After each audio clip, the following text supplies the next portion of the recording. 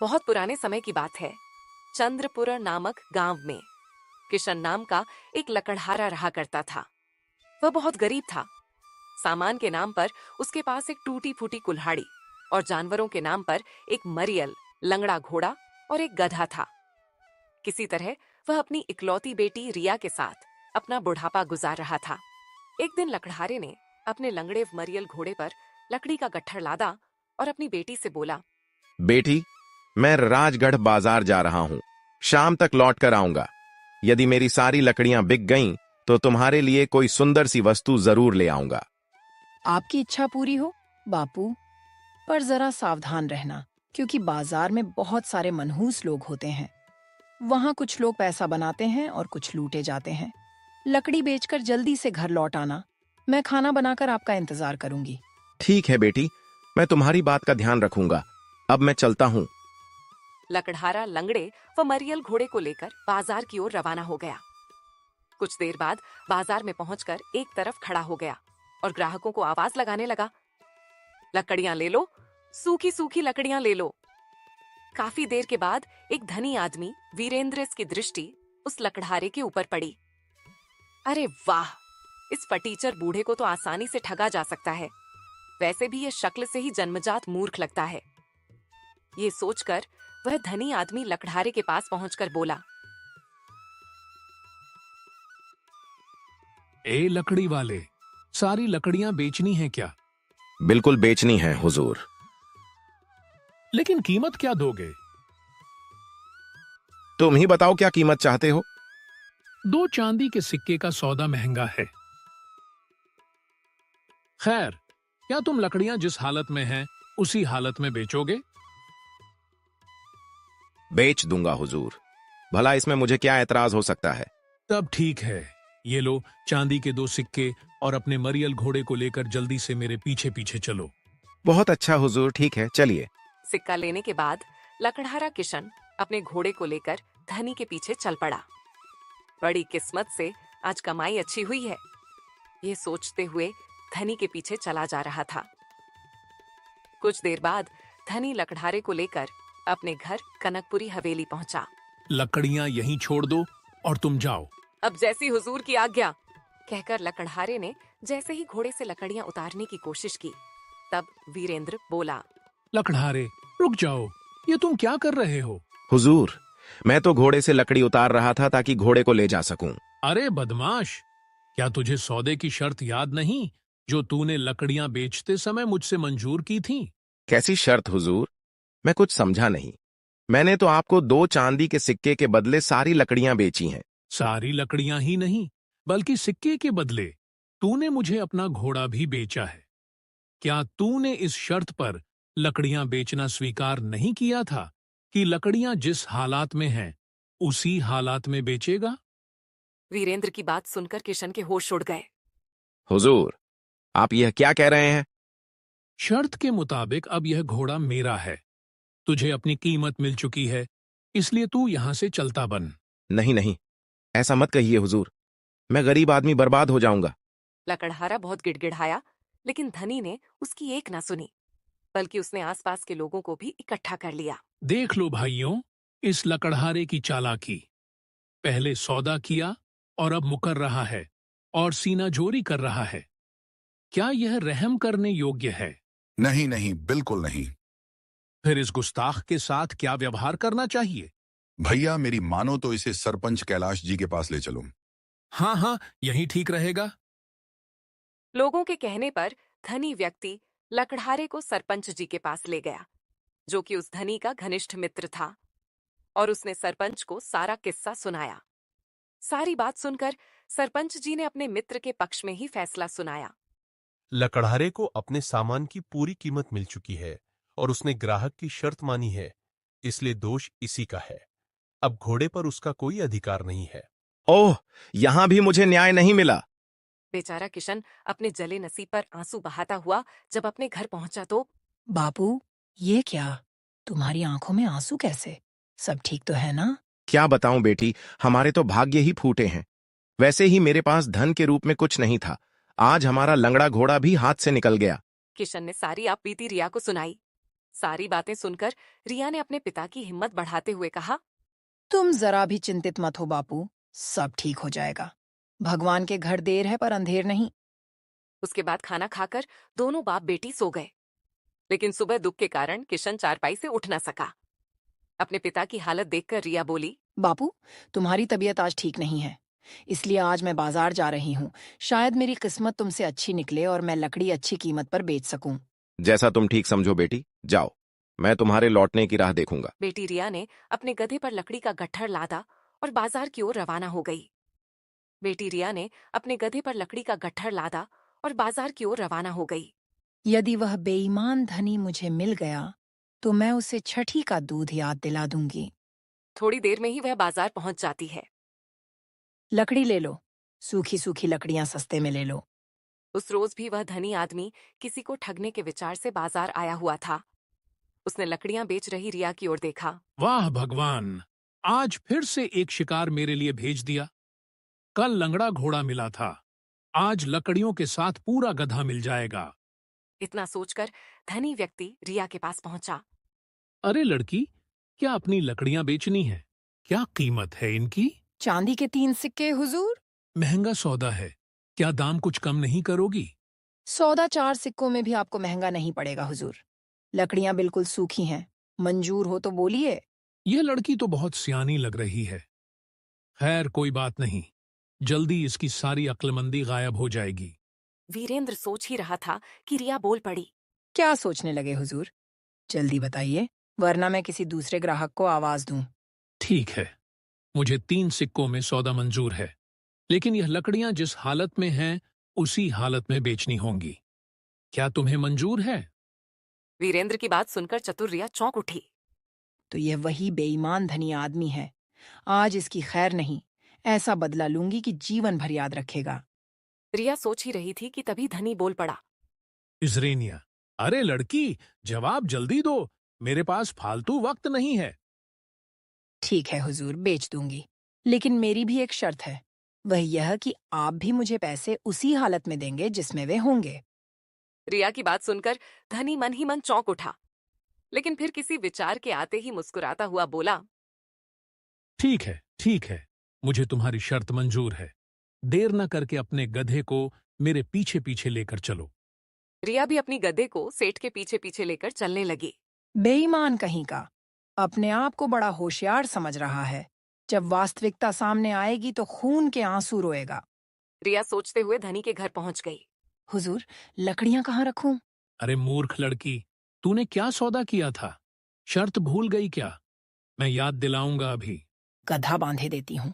और रिया ने चुपचाप गधे को खंभे से बांध दिया। आपका हुक्म मैंने पूरा कर दिया हुजूर।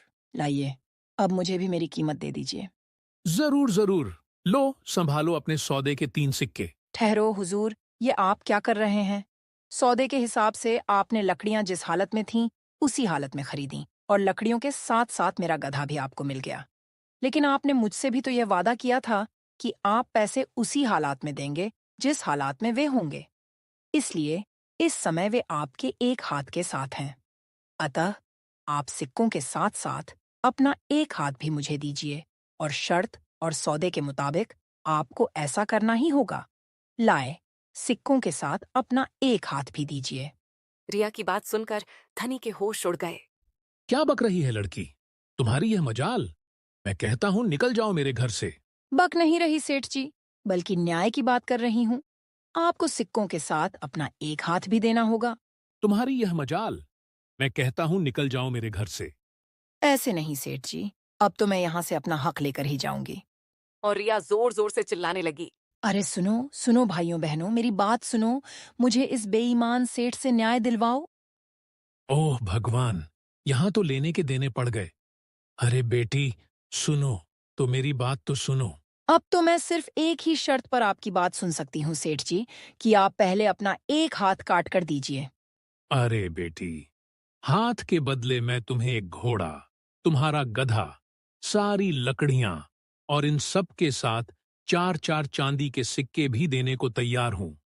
भगवान के लिए लोगों को इकट्ठा मत करो। रिया भी अपनी जिद पर अड़ी थी। नहीं सेठ जी, मुझे यह सब चीजें नहीं, बल्कि तुम्हारा एक हाथ ही चाहिए। सेठ जी, लगता है आज यह 2 टके की छोकरी मेरा सत्यानाश करके ही छोड़ेगी। रिया और धनी का शोर सुनकर देखते ही देखते आस पड़ोस के बहुत सारे व्यक्ति वहां जमा हो गए और रिया ने उन्हें सारी बात सुनाकर अंत में बोला, अब आप सभी फैसला करें कि शर्त के मुताबिक मुझे सिक्कों के साथ साथ इसका एक हाथ भी मिलना चाहिए या नहीं। हाँ हाँ, मिलना चाहिए। सेठ, कल इसी शर्त के मुताबिक तुमने एक गरीब लकड़हारे से उसका घोड़ा प्राप्त किया था।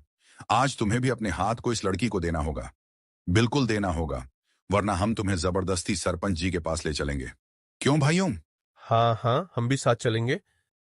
सरपंच जी का नाम सुनते ही वीरेंद्र का चेहरा प्रसन्नता से खिल उठा। ठीक है, मैं अपनी इच्छा से सरपंच जी के पास चलने को तैयार हूं। मुझे पूरा विश्वास है कि वह दूध का दूध, पानी का पानी कर देंगे। सभी लोग रिया और वीरेंद्र के साथ उसी समय सरपंच जी के पास पहुंचे।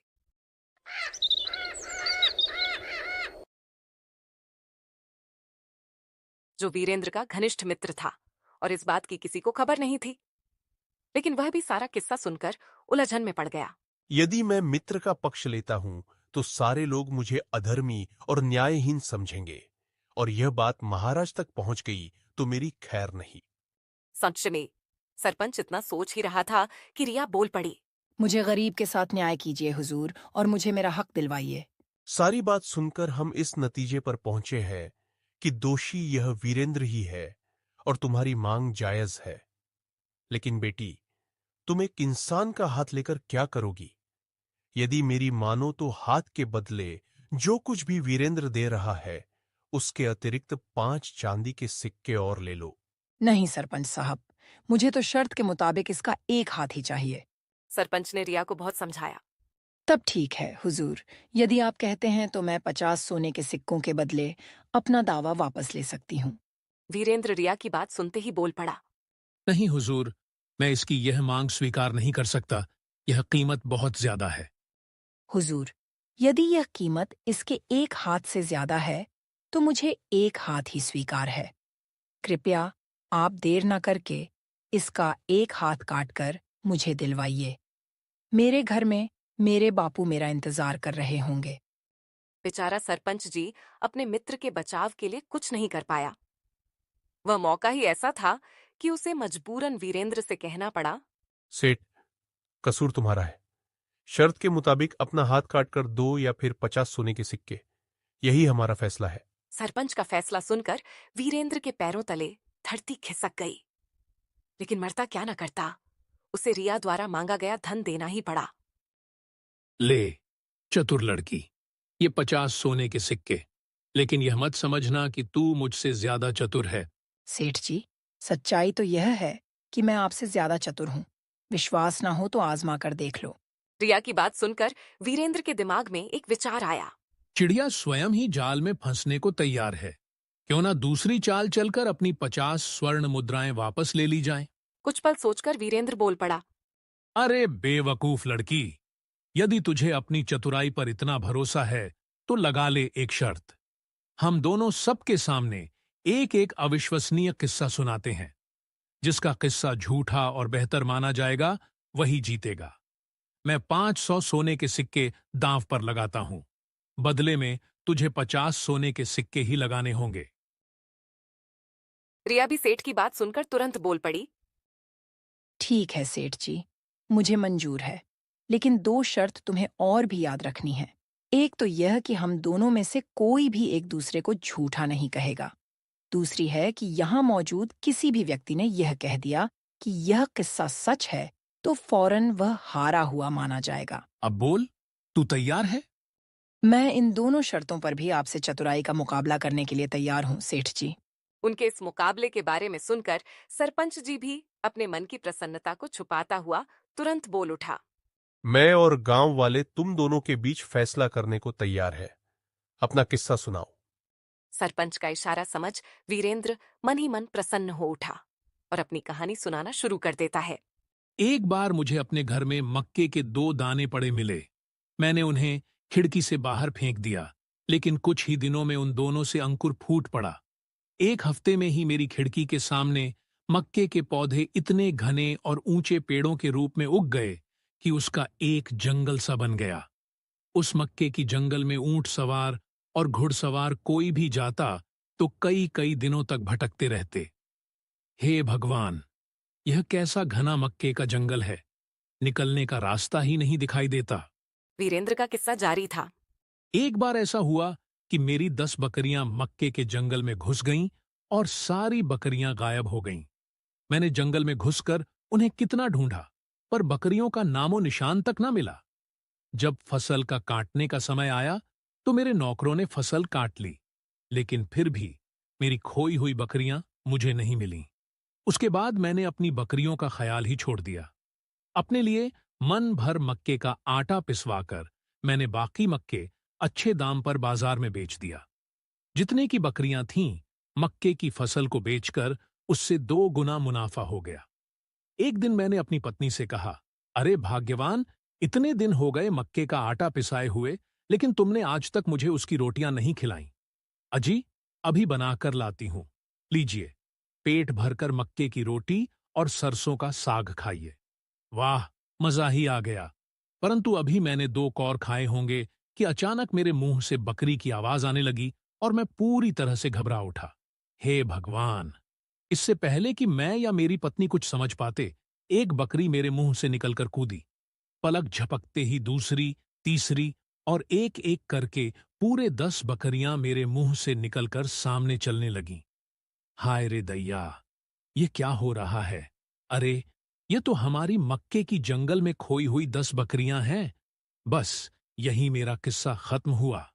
अब आप सब बताएं, मेरा किस्सा कैसा रहा? सरपंच जी तुरंत बोल उठा। मुझे तुम्हारे किस्से पर जरा भी विश्वास नहीं हो रहा है वीरेंद्र। तुम्हारी कहानी बिल्कुल झूठी है। वहां मौजूद सभी लोग भी बोल उठे। वीरेंद्र की कहानी बिल्कुल झूठी है। ऐसा ना कभी हमने देखा ना सुना। ऐसा कभी नहीं हो सकता। सेठ जी, वाह, बन गया काम। लड़की को तो मेरी कहानी को सच बतानी पड़ेगी, वरना उसे हारना ही होगा। वीरेंद्र इतना सोच ही रहा था कि रिया बोल पड़ी। वाह वाह सेठ जी, वास्तव में आपका किस्सा मुझे 16 आने सच लगता है। आप जैसे चतुर्धनी लोगों के साथ तो इससे भी कई ज्यादा मजेदार घटनाएं घटती रहती होंगी। अच्छा, तो फिर मैं जीता। लाओ मेरे 50 सोने के सिक्के मुझे दो और यहां से अपना मुंह काला करो। ऐसे नहीं सेठ जी, पहले आप सब मेरा किस्सा भी तो सुन लें, फिर फैसला होगा कि कौन जीता और कौन हारा। ठीक है, तो सुनाओ अपना किस्सा। एक बार मैंने अपने गांव के बीचों बीच कपास का बीज बोया। अगले दिन उस स्थान पर बादलों तक ऊंचा कपास का पौधा निकल आया और उसकी छाया पहाड़ों पर पड़ने लगी।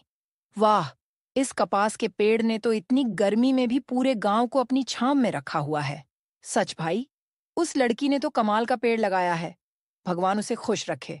जब कपास पक गई तो मैंने उसे साफ किया और बोरी में भरकर 50 घोड़ों पर लाद दिया। भैया, अब तुम इन कपास को ले जाओ और शहर जाकर सारा कपास बेच आओ।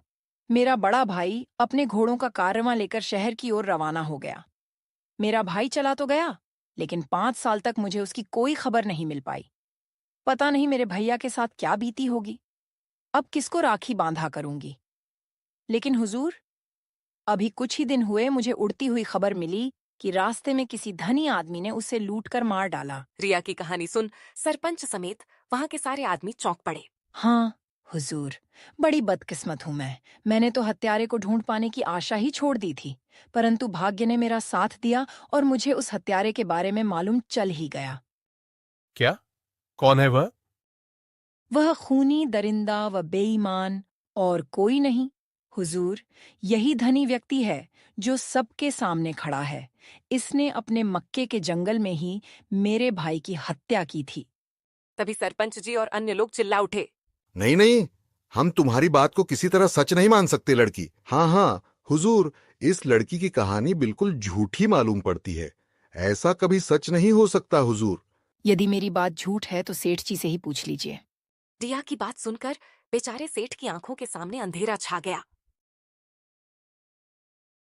बुरा फंसा अपनी ही जाल में। यदि मैं इसकी बात को झूठ कहता हूं तो मुझे इस चतुर लड़की को 500 सोने के सिक्के देने होंगे, और यदि सच कहता हूं तो उससे भी बुरा होगा। यह लड़की अपने मरे भाई का हर्जाना मांगेगी, साथ ही रुई से लदे 50 घोड़े भी मुझे ही देने पड़ेंगे, और हो सकता है इनकार करने की दशा में मुझे फांसी पर भी लटका दिया जाए। सेठ अपने आप को कोसते हुए सोच ही रहा था कि रिया बोल पड़ी। क्या सोच रहे हैं सेठ जी?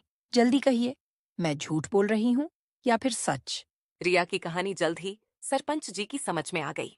इस लड़की ने तो बड़ी चतुराई से फंसाया है मेरे मित्र को। सारे लोग मौजूद हैं। मैं चाहकर भी इस बार अपने मित्र की मदद नहीं कर सकता। सरपंच सोच रहा था कि वीरेंद्र ने दयापूर्ण दृष्टि से अपने मित्र सरपंच जी की ओर देखा। मेरी तरफ मत देखो सेठ, जल्दी से जवाब दीजिए, लड़की सच बोल रही या झूठ? बेचारे वीरेंद्र के सब्र का पैमाना टूट गया और वह फूट फूट कर रोते हुए चीख पड़ा। भगवान करे तेरी जुबान टूट कर गिर जाए झूठी लड़की, बिल्कुल झूठ बोलती है, कोरी झूठ। तब मैं चतुराई के मुकाबले में आपसे जीत गई। लाइए, दीजिए मुझे 500 सोने के सिक्के। वीरेंद्र ने चुपचाप 500 सोने के सिक्कों से भरी थैली उसकी ओर बढ़ा दी। यह लो 500 सोने के सिक्के की थैली और फौरन यहां से भाग जा, वरना अभी मैं इस समय तेरी गर्दन दबा दूंगा, चाहे बाद में मेरे साथ जो कुछ भी हो। मैं तो जा रही हूँ सेठ जी, लेकिन मेरी 2 बातें अपनी गांठ बांध लेना। पहली यह कि किसी भी कमजोर और गरीब को दोबारा ठगने की कोशिश मत करना, और दूसरी यह कि किसी को भी बच्चा समझकर उसे अक्ल के मामले में शर्त मत लगाना, वरना शायद वो दिन तुम्हारी जिंदगी का आखिरी दिन होगा। बेचारे सेठ अपने किए पर पछताने के अलावा उसके पास दूसरा कोई रास्ता नहीं बचा और रिया भरी सभा से अपनी जीती हुई सोने के सिक्के लेकर अपने घर आ जाती है। अपनी बेटी को बिना गधे के वापस लौटते देखकर अरे, उसके साथ तो गधा है ही नहीं, कहीं मेरे जैसे उसके साथ भी तो नहीं हुआ। सोचकर बेचारे लकड़हारे का हृदय किसी अज्ञात आशंका से कांप उठा। लेकिन जब रिया ने उसके पास पहुंचकर सारी घटनाएं सुनाई और 550 सोने के सिक्के दिखाए, तो लकड़हारे की खुशी का ठिकाना न था। लकड़हारा खुशी से बोल पड़ा।